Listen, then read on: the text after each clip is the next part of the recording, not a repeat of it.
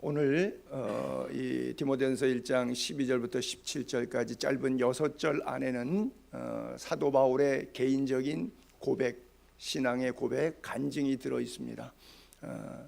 사실 간증 그러면 여러분 그냥 그렇게 생각하시면 돼요. 간증문 써오기 뭐 이런 제자 훈련하다 보면 숙제도 있는데, 과거의 나의 삶, 사도 바울은 과거의 나의 삶을 조명할 때 포행자요 회방자였다, 그렇게 표현하고 있죠. 아주 극악무도한 인간이었어요. 비성경적, 비복음적 삶을 살았던 사람이에요. 여러분은 어떤 인생을 살아오셨습니까? 그리고 나서 내가 어떻게 예수님을 믿게 됐는지, 나 같은 포행자에게도 그냥 분노하고 남 저주하고 주먹질 해대고 이렇게 포악하고 난폭했던 내 인생이었지만, 내 인생 가운데 찾아오신 주님 때문에 내가 어떻게 변했는가, 말할 수 없는 은혜, 죄악 가운데 노출되어 있을 때 내 인생 가운데 찾아오신 그 주님, 죄인 중에 괴수였지만 하나님이 일방적으로 나를 사랑하셨고, 그리고 나에게 사명 주셔서 충성되이 여겨 직분까지 맡겨주신 하나님이다. 그리고 끝으로는 그 하나님 나를 능력 있게 하셨다. 그래서 내가 예수 믿고 구원받은 이후에 어떠한 삶을 사는, 가장 능력 있는 삶을 살고 있다. 그래서 나의 왕은, 이제 내 인생의 주인은 내가 아니라 영원하신 하나님, 그리고 십자가의 보혈로 나를 구속하신 주 예수 그리스도, 오늘도 내 주 안에 보혜사로 임하신 성령님, 그 영원하신 왕을 모시고, 그분은 홀로 영원하신 하나이신 하나님이죠. 썩지 아니하시는 하나님, 비록 보이지 않지만 그분께 존귀와 영광 찬양을 영원무궁히 돌리는 삶을 이후로 살아가노라. 당신들도 그렇게 사십시오. 이것이 오늘 본문에 우리가 읽었던 메시지의 전체 맥락입니다. 사도 바울은 신약 성경에 13권이나 썼죠. 우리 본문을 한번 먼저 올려볼게요.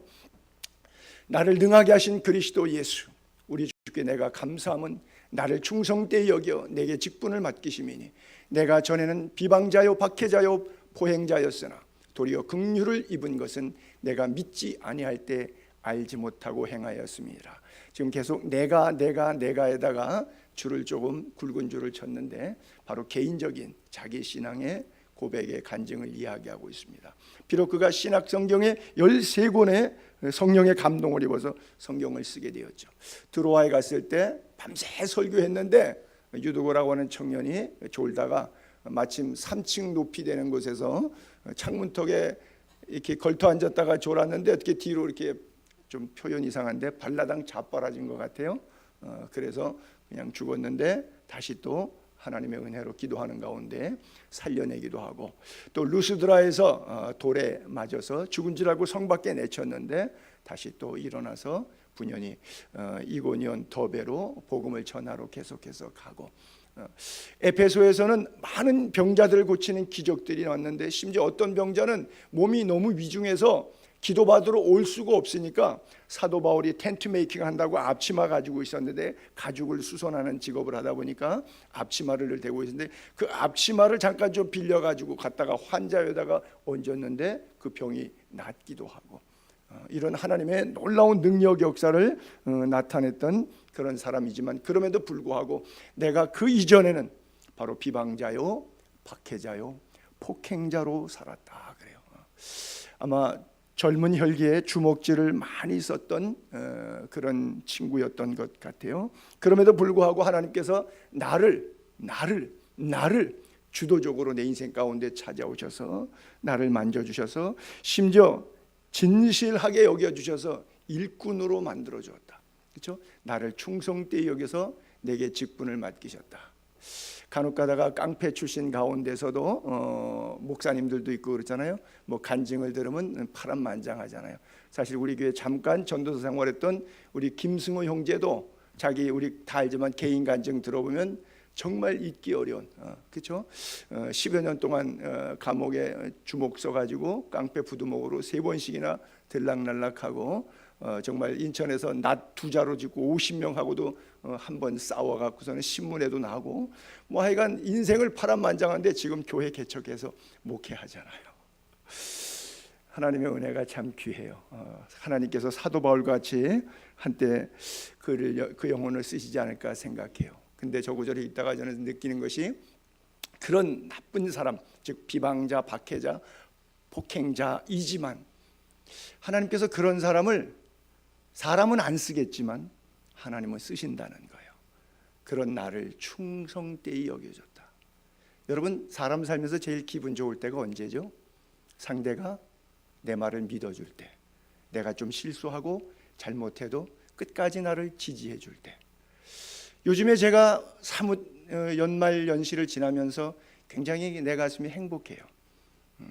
한 달 만에 우리 교인들이 내 말을 잘 들어줘서 목표액이 달성되고, 우리 미자립교회 목사님들 정말 10분을 어마어마한 금액으로 그들을 모시고 바울의 현장에서 패배의식에 짙어있는 그 개척교회 목사들, 정말 교인 몇 명 놓고 내가 계속 목회를 해야 되나 말아야 되는 고민 인생의 기로에 서 있는 그런 분들과 함께 사도 바울의 현장에 모시고 가서 바울에게 임했던 하나님의 은혜, 저도 은혜 받고 그들도 함께 은혜 받는 일에 여러분들의 피땀 눈물 정성을 쏟았다는 사실이 얼마나 귀하고 감사한지 모르겠어요.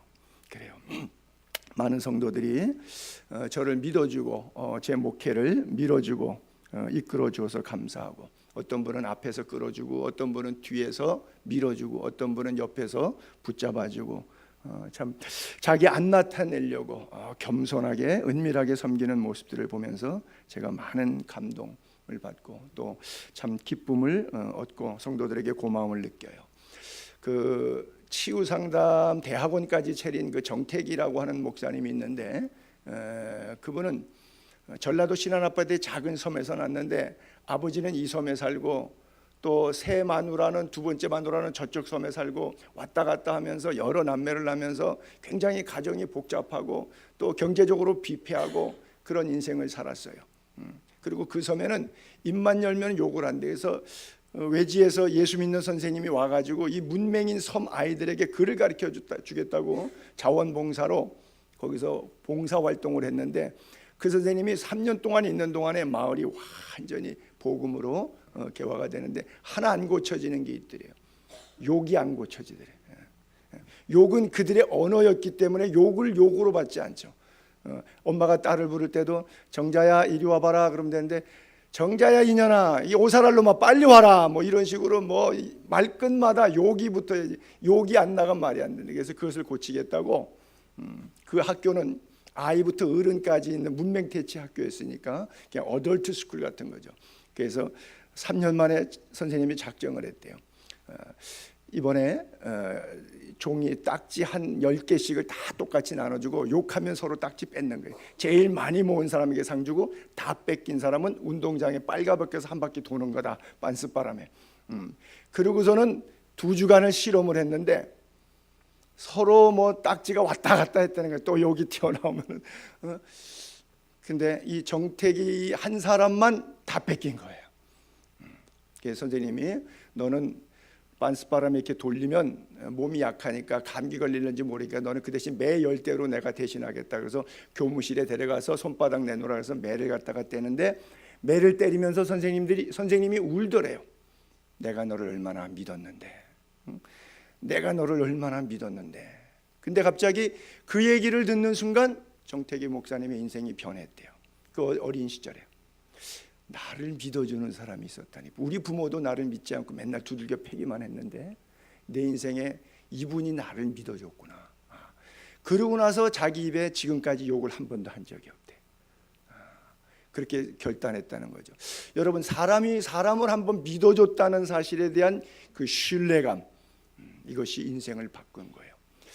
하나님이 여러분들을 믿어주심을 믿기를 바랍니다. 하나님이 여러분을 사랑하심을 믿기를 바랍니다. 그리고 우리가 부부지간에도 부모 자녀지간에도 서로 끝까지 신뢰하는 관계가 될 수 있기를 바랍니다. 워낙 근본적으로 내가 누굽니까? 바울처럼 비방자요, 입만 열면 남 비난하고, 박해자요, 내 고집이 옳다고 상대를 인정하지 않고, 폭행자요, 화나면 물건 집어던지고 심지어 주먹질 해대고, 뭐 이런 인생의 젊은 시절을 뭐 지금 나이 먹어서도 그럴 수도 있겠, 어떤 사람은 뭐 70이 돼서도 그럴 수가 있겠죠.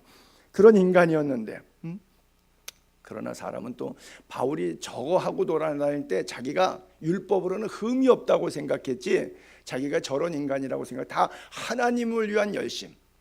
그렇죠? 가정 파괴적인 그런 가정의 리더 입장에서도 보게 되면 이게 가정을 살리는 길이라 그러면서 가정 파괴적으로 할 수 있잖아요.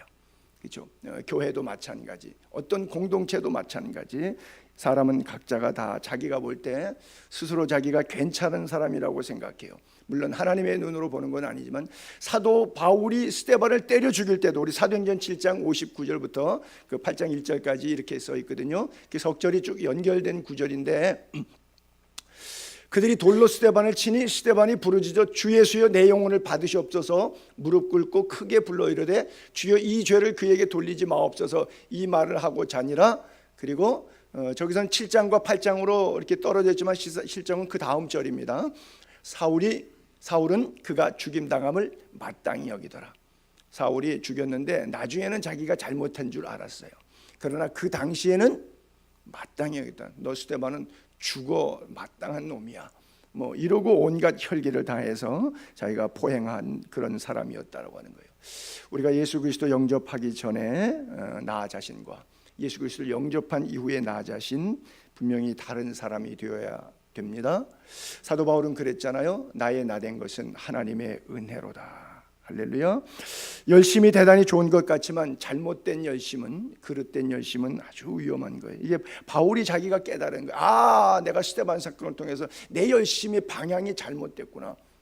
주님께서 그 방향을 틀어주니까 그 열심이 아름답게 쓰이는 거예요. 나쁜 데 쓰면 그 열심이 굉장히 나쁜 거예요. 나쁜 열심이에요. 열심 자체가 문제가 있는 건 아니죠. 제가 늘 말씀드리지만 돈 자체가 문제가 있는 건데 유흥하고 쾌락하고 사람 죽이고 청부 살인 비용으로 쓰면 그 돈은 악한 거예요. 그러나 선한 역사를 위해서 쓰면, 건설적인 데 쓰면, 가난한 사람 구제하고 하나님 나라 영광을 위해서 쓴다 그러면 그 돈만큼 귀한 돈이 어디 있겠어요. 사람을 찔러 죽이는 식칼도 있겠고, 얼마 전에도 뭐 정신과 의사가 33cm 되는 뭐 식칼에 찔려서 죽지 않았습니까? 그것 갖고 맛있게 요리하면 얼마나 모든 사람을 행복하게 해줄 수 있겠어요. 같은 칼이지만 사람을 행복하고 건강하게 만들 수 있는 칼도 있고 사람의 생명을 절단낼 수 있는 칼도 있고, 누구 손에 붙잡혔냐에 따라서 달라지는 것이죠. 여러분, 우리 모두가 그 뜨거운 열심들이 하나님의 손에 붙잡힌 바 되기를 바랍니다. 그래요. 바울이 그래서 로마서 10장 2절에 자기가 체험적으로 이렇게 증언을 합니다. 내가 증언하노니, 자기의 체험 얘기한다. 그들이 하나님께 열심히 있으나, 이스라엘 백성들 자기가 그랬잖아요. 하나님께 열심히 있으나 올바른 지식을 따른 것이 아니야. 아주 지극히 율법적인데 은혜 안에 있지 못해. 하나님의 의는 모르고 자기의 의를 세우려고 힘써 하나님의 의에 복종하지 아니하느니라. 저는 이런 구절을 읽을 때마다 얼마나 많이 두려운지 몰라요. 내가 목회하면서 목사 자기 의를 세우려고 하나님의 은혜의 빛으로 찾아오신 주의 의를 모르고 하나님의 의에, 하나님의 은혜에 복종하지 않고 내 율법적인 고집만, 내 의만 세우려고 하는 목회는 아닌가, 늘 자신을 돌아보면서 저런 구절에서 상당히 제가 두려움을 느껴요. 여러분, 사실 유대인들도 그랬고 오늘 우리도 그런 현실을 택하죠. 제 경험에 있어서 전도할 때 그렇죠. 전도할 때 어떤 사람은 목사 비난하고 교회 비난하고 절대 안 믿겠다고 뭐 악을 쓰면서 비난하면서 반대하는 그런 부류의 사람들이 있어요. 근데 이런 사람들은 오히려 잘 예수 믿더라고요. 근데 전도하면 어떤 사람은 뭐 그런 사람 있죠. 나가야죠, 곧 믿어야죠. 다 좋은 말씀이에요. 저 성경도 읽어봤습니다. 한번 다 읽어봤으면 참 좋은 말씀이더라고요. 이제 나가야죠. 나가야죠 한 지가 20년 30년이 됐는데도 아직도 안 나오시더라고요. 굉장히 힘들어요, 이런 사람들. 그래요. 사도 바울이 다메섹에서 순간적으로 하나님 만났던 것처럼 여러분 생애에서 순간적으로 하나님의 역사가 있기를 바랍니다. 자, 14절 15절에 우리 주의 은혜가 그리스도 예수 안에 있는 믿음과 사랑과 함께 넘치도록 풍성하였다. 주의 은혜가 여러분들에게 풍성하기를 축복합니다. 믿보다 모든 사람이 받을 만한 이 말이여, 그리스도 예수께서 죄인을 구원하시려고 세상에 임하셨다 하였도다. 죄인 중에 내가 괴순이라. 할렐루야. 저 파란색 글씨가 성경 전체의 요약입니다. 그리스도 예수께서 죄인을 구원하시려고 인카네이션, 성육신 이 땅에 오신 것이죠. 십자가 지시려고. 그렇죠? 세상에 임하셨다. 비록 내가 죄인 중에 괴수지만 나에게 부어지는 하나님의 은혜와 사랑이 얼마나 풍성한가. 그리고 복음을 요약해냅니다. 그리스도 예수께서 죄인을 구원하시려고 세상에 임하셨다고요. 사실 사도 바울이 내가 죄인 중에 괴수라고 고백하지만 먼저는 어떻게 표현하냐면 율법으로는 나는 흠이 없는 사람이라 그랬어요. 그렇죠? 율법으로는 흠이 없는 사람이라는 단어와 죄인 중에 내가 괴수라고 하는 단어는 달라도 사뭇 다른 것이죠. 예수님께서도 말씀하셨어요. 이 땅을 바라보면서 정죄는 이것이니 빛이 세상에 왔을 때 사람들이 어둠을 더 사랑하여 빛을 거부했다고 말씀하고 있어요.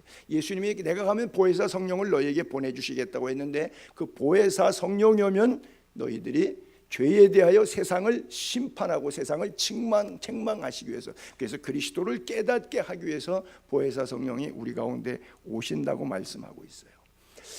여러분 어디 가서 여러분 보고 누가 죄인이라고 하는 이야기 합니까? 근데 교회 오면 참 듣기 싫죠. 죄인이라고 자꾸 얘기하니까요.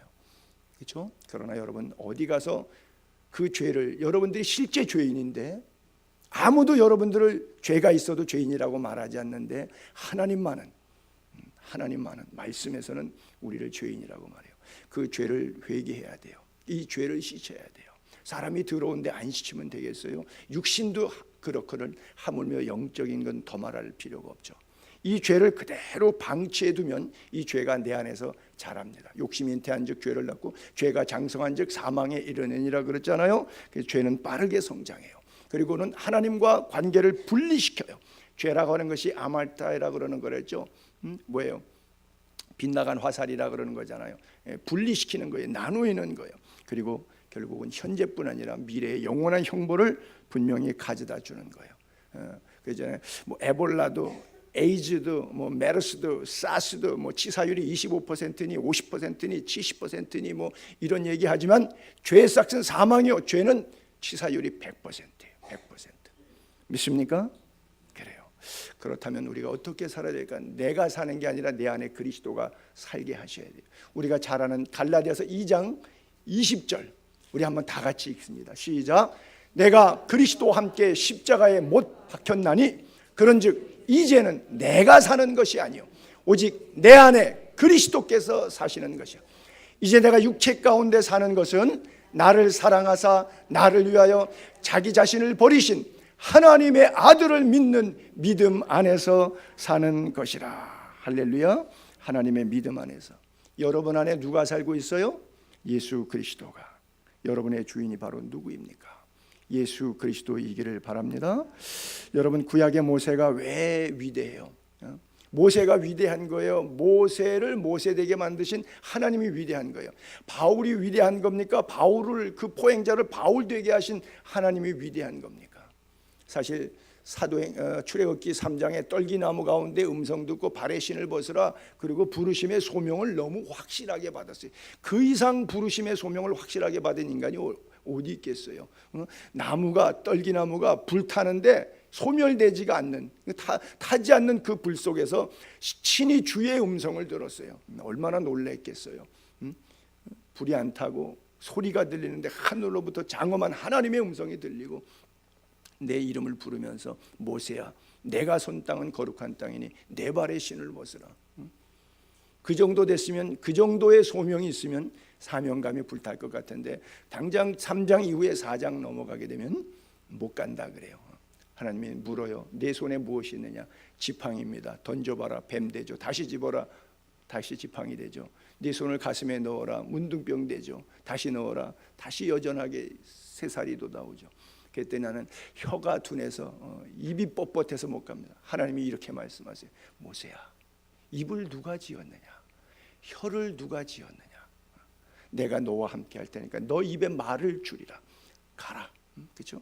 그래도 여전히 가지 않겠다고 그렇게 버티던 모세, 나중에 40년의 세월이 지난 다음에 하나님께서 자기의 생애를 인도하셨고 자기를 통해서 이스라엘 백성들을 구원하셨던 역사를 보고 야, 하나님이 나를 안고 가신 거구나.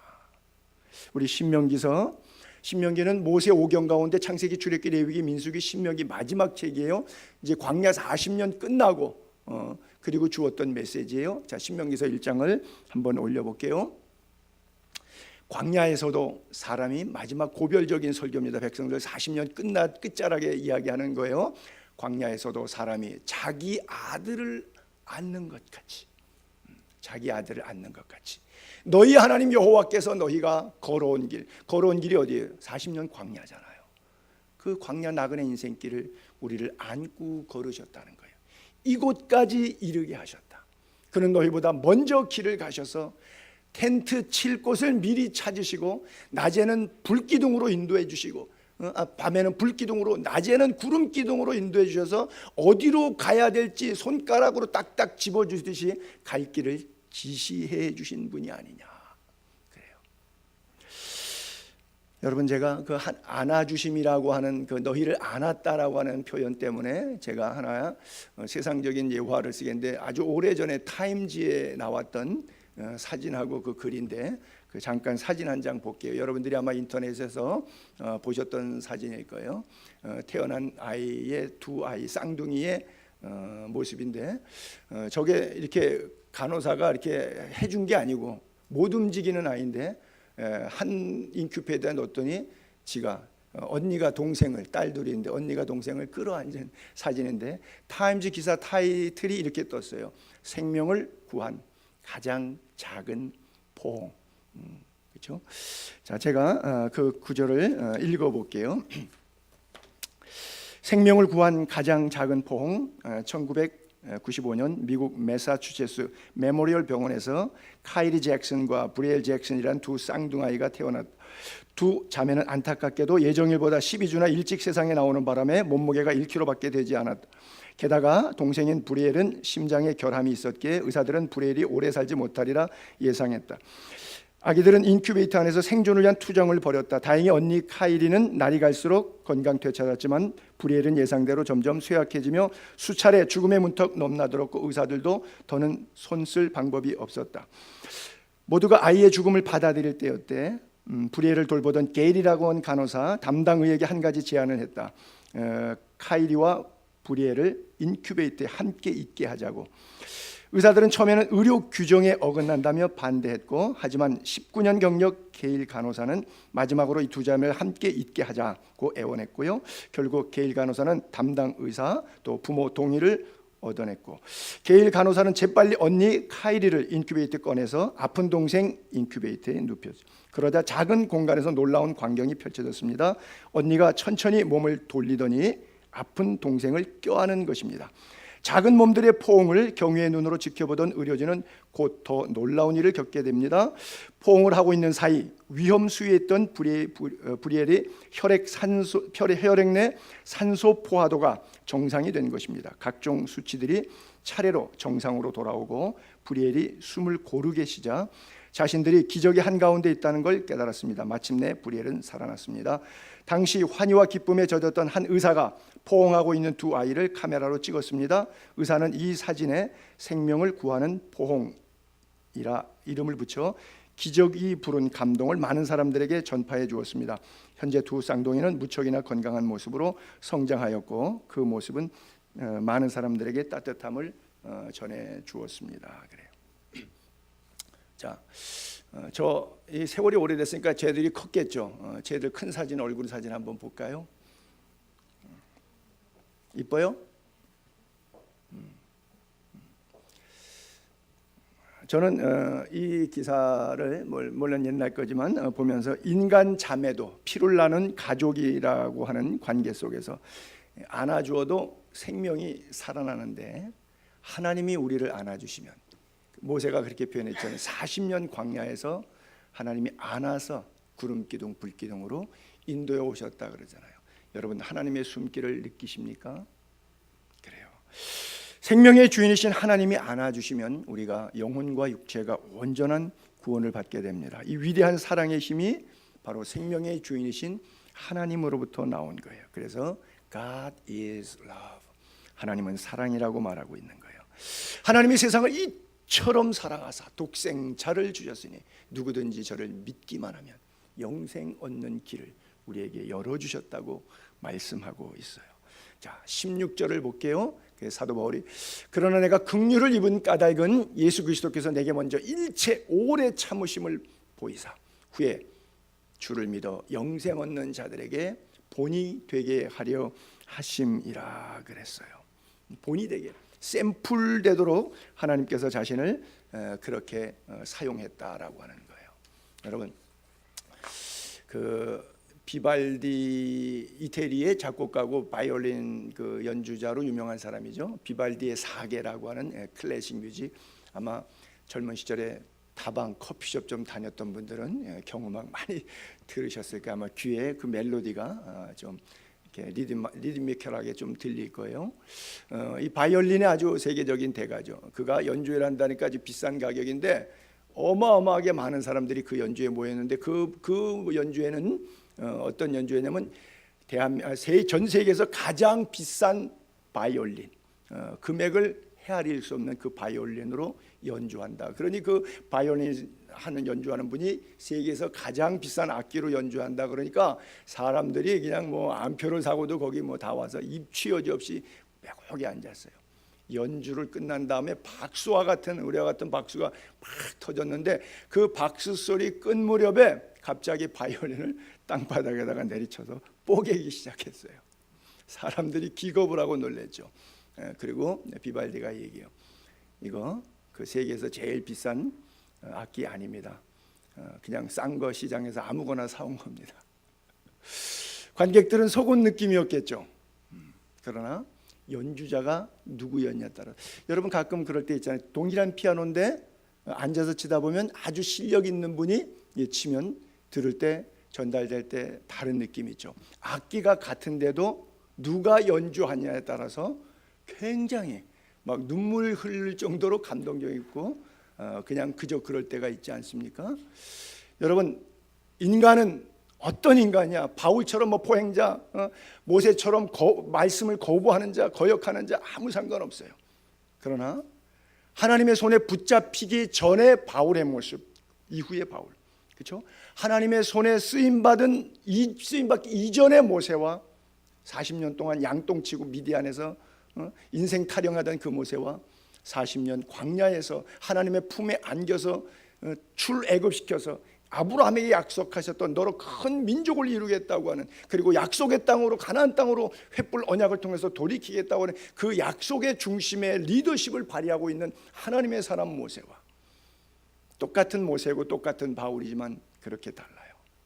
똑같은 나이지만 하나님의 손에 붙잡히면 인생이 달라지는 거예요.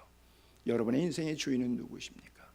주님이 여러분의 인생을 드라이빙할 수 있도록 여러분들의 삶의 핸들을 주께 맡기시기 바랍니다.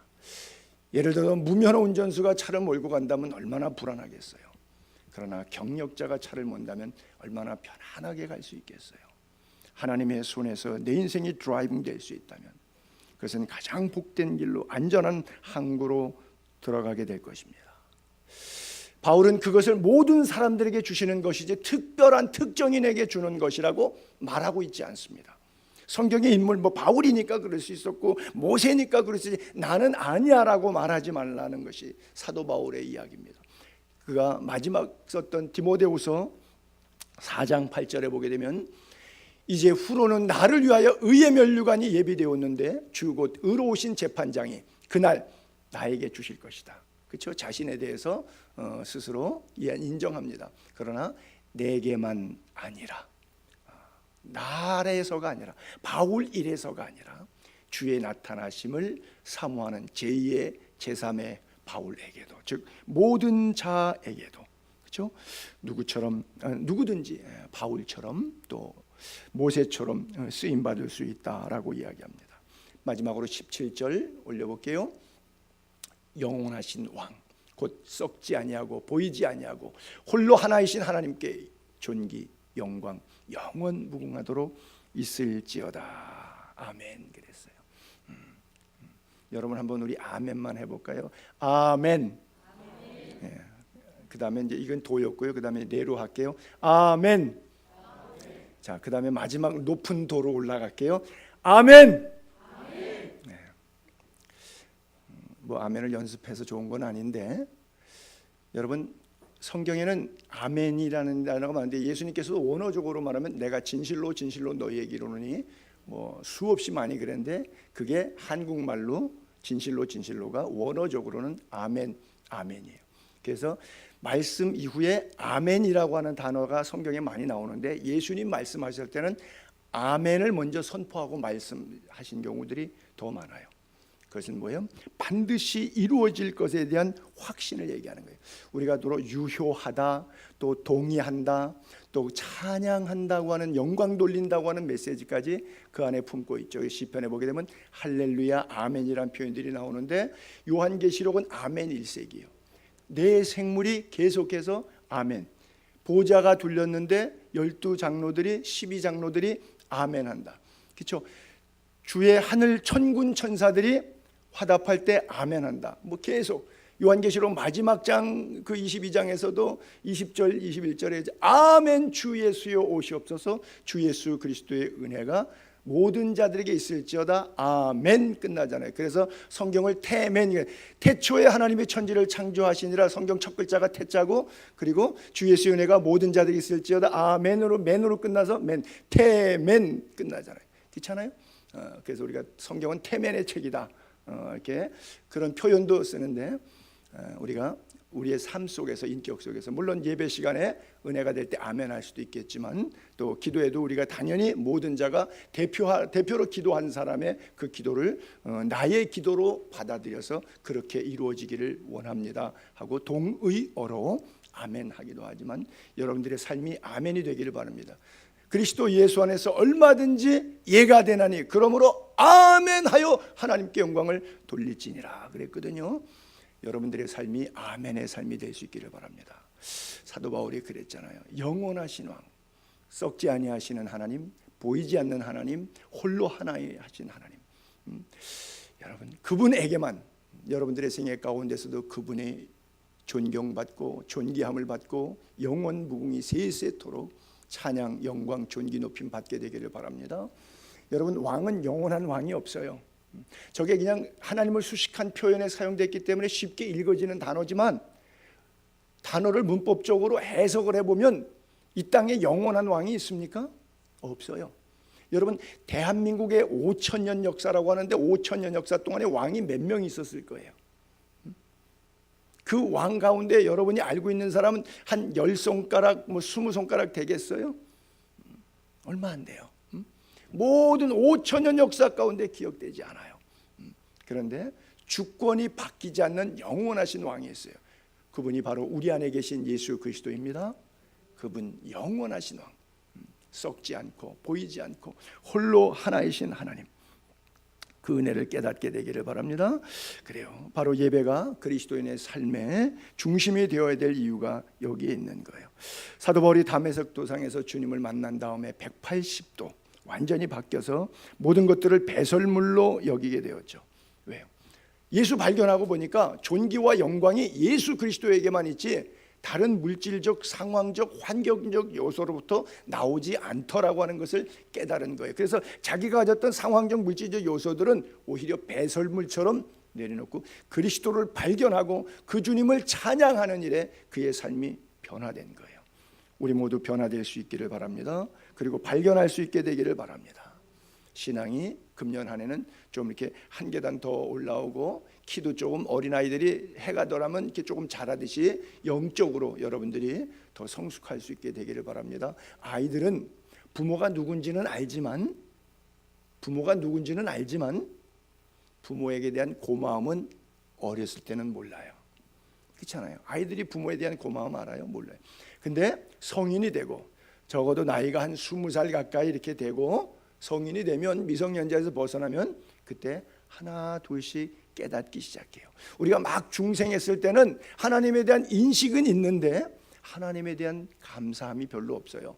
오히려 하나님 왜 내 인생을 이렇게 힘들게 하고 원망하는 경우는 있어도 하나님 앞에 진심으로 감사하는 마음이 생기는 것이 없어요. 근데 성장하다 보면 바로 성장의 증거가 감사하는 거예요. 아이가 어렸을 때는 감사할지 모르더니 크면은 어버이날이라고 나름대로 감사의 표현도 하고 그러지 않습니까? 고린도전서 13장 사랑장에 보게 되면 13장 11절에 내가 어렸을 때는 말하는 것이 유치하고 깨닫는 것이 유치하고 생각하는 것이 유치해. 근데 성숙하게 되면 어렸을 때 그 유치한 일들을 다 버리는 거예요. 이제는 성숙한 그리스도인의 삶을 살아가는 거예요.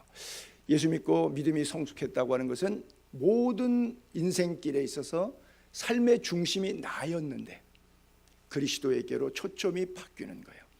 아브라함이 100세에 얻은 아들 이삭 때문에 20년 가까운 세월 동안 정신 못 차리고 애 너무 이뻐서 거기에 홀딱 빠져 있을 때 창세기 22장에 아브라함을 시험하시려고 하나님께서 그를 부르신 거예요.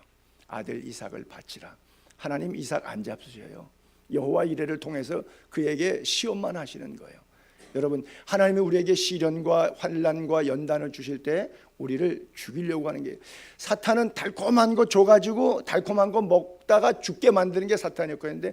하나님은 씁쓸한 은혜를 주지만 그 쓴 은혜 가운데 고난당한 것이 내게 유익이라 이를 통하여 내가 회개하고 정결하고 천국 백성 되게 됐다. 아버지의 뜻을 깨닫게 되었다라고 고백하고 있잖아요.